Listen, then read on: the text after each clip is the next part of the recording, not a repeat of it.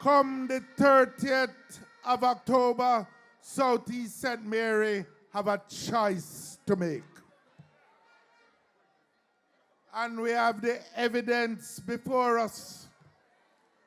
Don't forget, this constituency for 45 years was represented by the other people, and not a striking thing happened until Harry Douglas and the People's National Party came on the scene.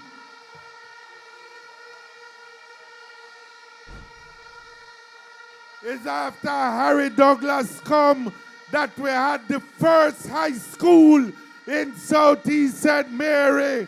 It's after the PNP that the Anata Bay High School was built.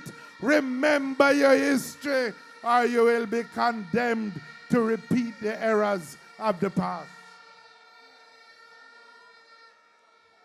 Under the People's National Party, the Anata Bay Hospital was upgraded and become a B hospital in the country under the People's National Party.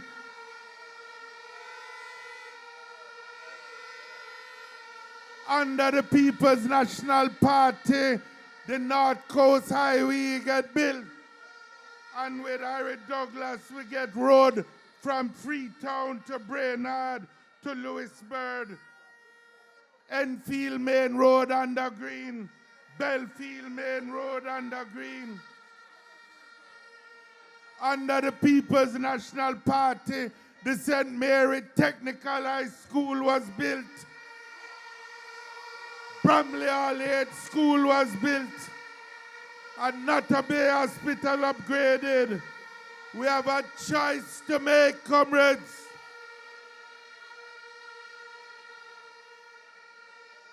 We have a choice to make between continuing progress with the People's National Party in Southeast St. Mary.